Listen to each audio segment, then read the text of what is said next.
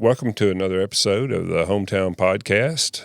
Thank you for joining us. We are here to learn more than we are taught and know more than we hear. So hang on and fasten your seatbelt.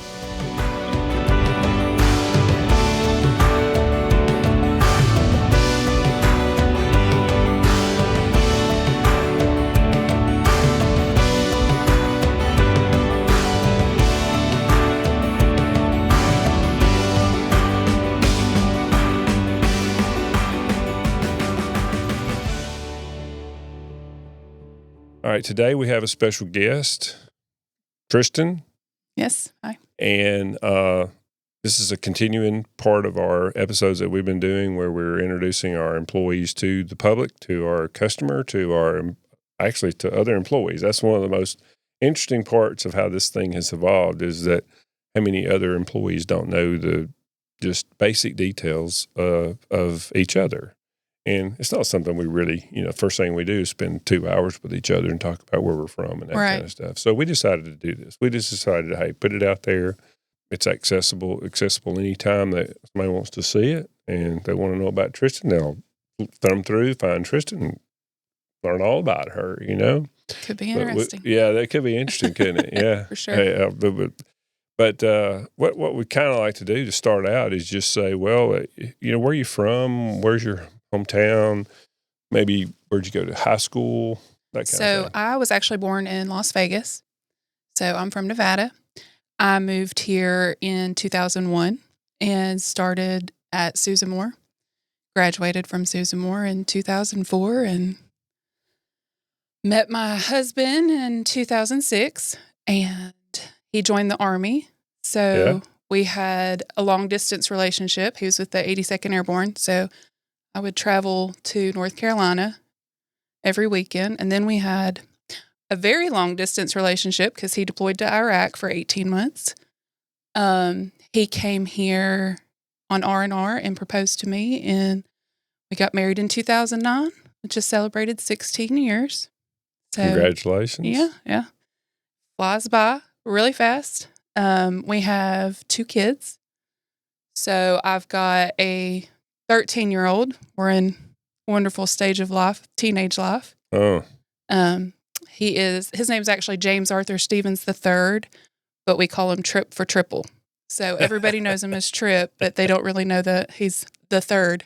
But he's 13, so we had him in 2012. And we've got John Kyle. He is 8.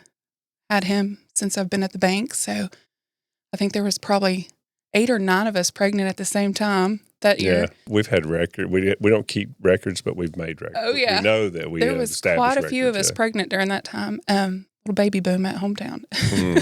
Correct.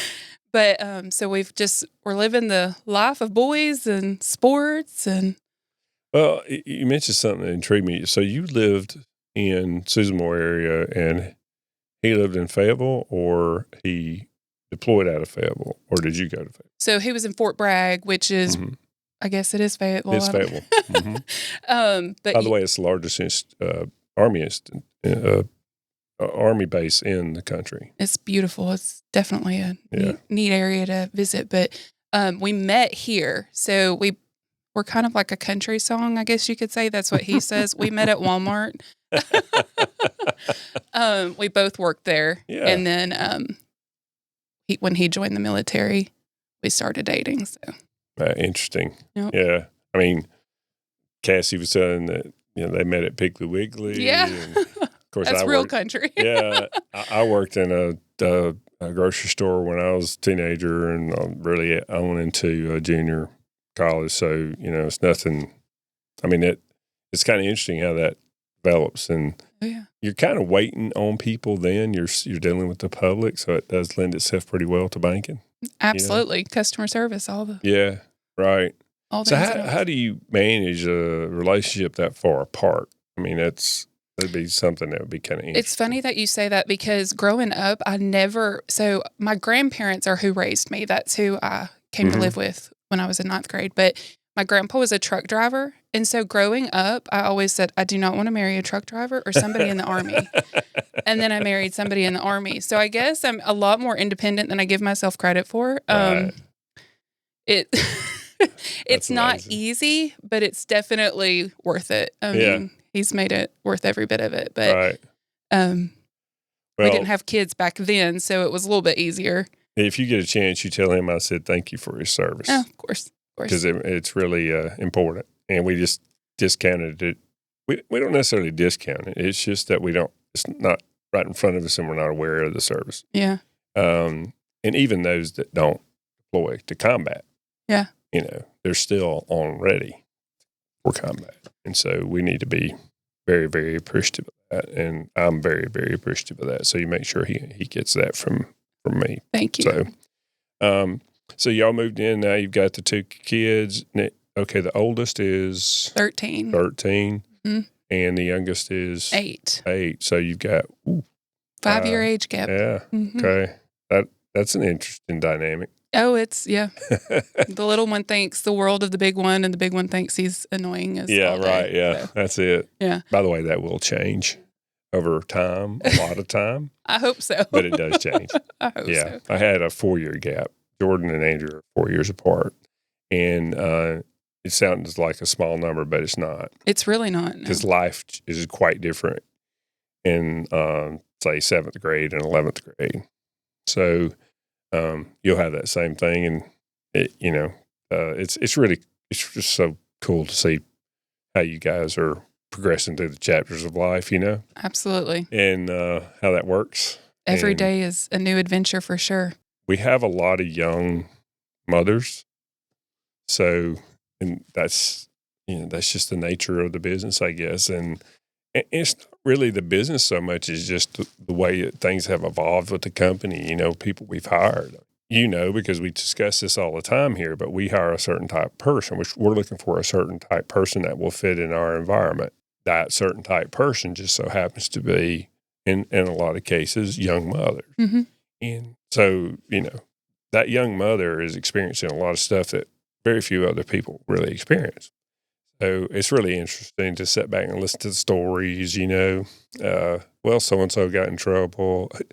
I was talking to somebody down at Benson yesterday, and they were talking about their child sitting on the red table. I mean, now it's all different. It's been, when my children were in school, it was clothespin. You got your clothespin. Oh, I was like, that was your demerit. Yes. What we call a demerit. Yep. I mean,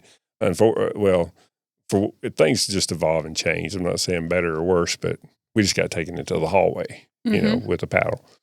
But anyway, now it's the red table and getting some sort of smiley faces versus frowns at the end of the day. And so they keep you in touch with what's going on in school as far as their behaviors. I fully anticipated that with our youngest. We wanted 2 boys and then a girl, and we were on that path. And then we had John Kyle. And he is, if you've ever seen a Sour Patch Kid in real life, he is it all day long. My husband actually deployed when John Kyle was 1 and went to Cuba for a year. And about 2 weeks in, I was like, we are done. We are done with kids. And he was like, no, we're not. He was home about 2 weeks and was like, we are done. You broke him. I'm like, I didn't break him. He has just been, he's consistent. He is so consistent. He does not care who you are, but John Kyle. Keeps you on your toes, though. Absolutely. Yeah, keeps you going. He's been kind of like the little, not the laughing, joke of our family, but it's like, don't leave John Kyle on the back porch. He thinks he can fly. And we'll really try it. He's packed his bags and, tried to leave and run away to the neighbor's house. And yeah. Oh, that's classic, though. With the dog, yeah. Oh, yeah. He can't. Take the dog. Got to take his dog with him, Yeah. Yeah. I bet that's pretty cool. We might want to get some video of that. Oh, I have footage because I had to tag the neighbor and was like, get ready. You might have a visitor. He got told no. So, sisters, brothers, So, there's 5 of us. I have an older brother and then a younger brother and 2 younger sisters that are twins. Wow. Mm-hmm. That's a big family. There's quite a few of us. Quite a few, yeah. Yep. They, now my younger brother and 2 younger sisters live in South Dakota. So that's where my dad's from. So they moved back that way and Alabama's been my home. Wouldn't trade it for the world. South Dakota's great, except for the wintertime. And it is a winter, like real winter. Oh, yeah. And they laugh at us. Yeah. Until you experience it, you don't really understand. Yeah. So South Dakota is vast area. But so you got 2 there, and then what about the balance of your family? I mean, the other brothers and sisters, or you said 2 sisters? So my older brother's here with me. He lives in Oneonta. Okay. And then my younger brother and 2 sisters live in South Dakota. Oh, okay. So, yeah. Yeah. So that's where they're at, and that's where, So I guess from a professional perspective, what was your first job, and how'd you end up at HomeTown? I mean, what kind of steps or progression did you make to get there? So my first job was at Dollar Tree. So I've always kind of worked in the retail world. Went from Dollar Tree. I've always worked since I was 16. So Dollar Tree and then to Walmart. And then once we had Trip, I actually stayed at home with him for a year. That is not my home life. I love being at home, but being a stay-at-home mom, it takes a special person, and I'm not it. So I learned real quick. So when Trip turned 1, I was like, I've got to get back out in the field of work, and put in my resume and then stalked Joanne.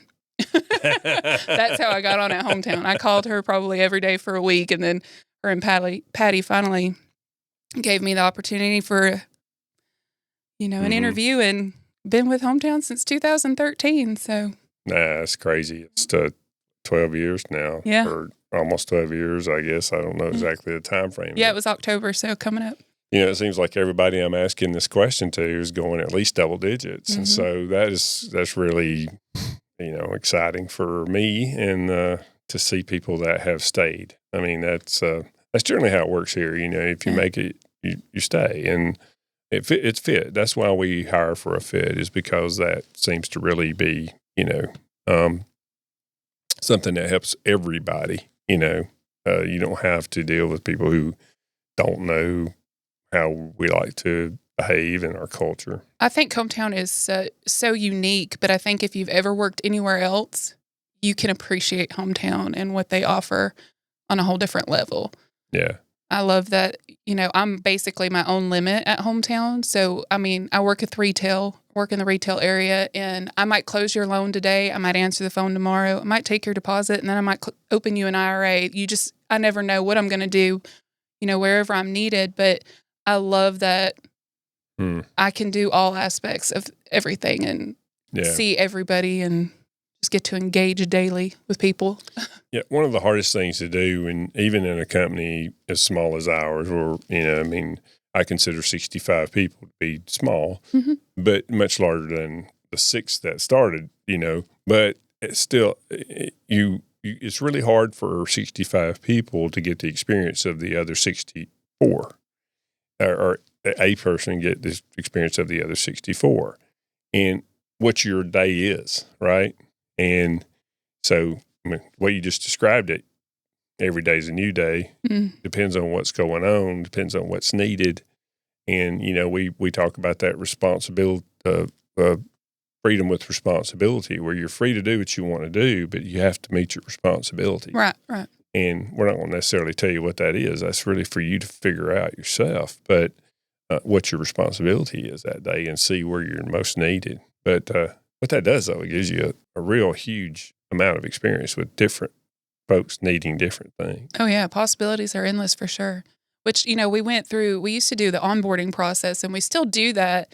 But that allows you to sit with every department. And I learned real quick, Cassie's department, loan ops, is not for me. Yeah, right. The keyboards typing. Yeah. It would drive me nuts. Like, I've got to talk. So retail is definitely where I'm needed. Yeah. Well, and we're trying to find that too.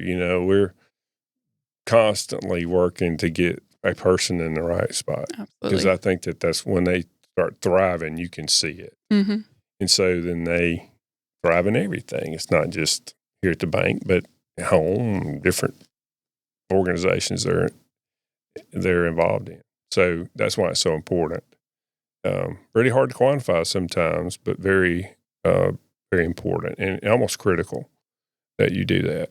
And it's not easy either, by the way, because you think if you ask a person what they want to do, in a lot of cases, they don't really know where their best fit is. I 100% agree. Yeah. Yeah. Yeah. If we put you in the back room where you really didn't have anybody else to talk to for a day, it wouldn't. I don't think I'd be retiring from here. And I definitely hope to retire from here. You'll be hitting that video chat all the time. COVID taught me that real fast. Being at home for 2 weeks, I was good for the first 2 days. And then I'm like rocking back and forth, like, get me out of here. Isolated. Isolated. Yeah. I think that was true with a lot of people with COVID is isolation had an impact on people that they didn't really know that was what was happening to them. Oh, yeah. So, well, what about something unique or funny that's happened since you've been here? So we've had quite a few adventures with mice in the ATMs, but I have a little side, I don't know which one to call it, a side take on that. So all the pins, we have pin holders on the ATMs, and people tend to put their garbage or their receipts in it. And I just blindly grabbed in one, and a live crawfish was in it. And I pull it out. While I pull it out, I'm like freaking out. A mouse runs around me and is like making sure my heart's working. So I pick up the phone and I call Crow, and I was like, I do not work at the zoo. Like, do not work at the zoo. And he is completely caught off guard going, what? I was like, a crawfish was in the pin container, and then a mouse decided to check on me. So you just never know what you're going to get when you open the ATMs or when you're out there. Well, what happens is those things they're running and they're warm. And as the weather cools, then we have different varmints. But how does a crawfish get in there? I don't know about that crawfish Somebody thing. did that. Yeah. It's at least, I'm surprised it wasn't just one of the plastic ones or rubber ones. Oh, no, it was real. It was a real deal. It was real, and it was moving once I threw it out. Yeah. So we'll have to start checking it first. Yeah. Take a look inside before you start grabbing out all the pin holders or cleaning out the pin holders and stuff. Yeah. Wooded areas or open fields, that has a tendency to drive more of them. And, those ATMs are out there isolated on their own, and they have they're enclosed and all the things that they like, and the wires and all that. Oh, yeah. And then the money has the smell of whatever food it's been close to. Sticky fingers. Yeah. Yeah. We may need to start an extermination, department or something like that. Yeah, Crow. Yeah, Matt, yeah. I understand he's not a real big fan of mice either, so we have to find. Well, there again, we got Trent. Yeah. One more question, and that is, what is it that you're really loving about life right now? Or what is it you're really doing a lot of, and you're really enjoying outside of the bank? So outside of the bank, my family is my priority. Technology has really taken over, so we do have a rule at my house: if you want a PlayStation 5 or iPads, you have to be involved in a sport. Well, me and my husband were talking about this the other day. I'm like, that really punishes us because it keeps us on the go. So having two boys, we've got basketball, football, and baseball. We're at our oldest plays football and baseball, and then our youngest plays basketball and baseball. So practice and games is where I'm at pretty much, or the concession stand. I got voted on the football committee, and so I don't do anywhere near as much as I should for that, but if I'm off, it's usually doing something with a sport. Yeah. And that's also a recurring thing that we get, is because we have the young mothers and we have young families, they're in that prime state of, activities with sports or whatever. And I can tell you that this too shall pass, and then you'll wish for it. And I hear I'm going to miss it. Yeah, you'll miss it, and you'll kind of, I'll always like going to a basketball game or whatever. When at the time you're like, wow, another basketball game. But I think it's something that's real positive for people. So, well, having kids 5 years apart, I'm in it for the next at least 10. So, well, it'll keep you busy. Oh yeah. Thanks again for your time, and I know it's very valuable, and especially coming in from the 5 or 8 things you just described that you may potentially have to do today. Yeah. So we very much appreciate you being a part of the team, and look forward to another, 12 years? Hopefully. 13 years. Hopefully more. Or even more. Yeah. To infinity and beyond. Isn't that what they say? Absolutely. Yeah. Thank you. Thank you. Thanks again for tuning in to our HomeTown podcast, and we look forward to seeing you next time.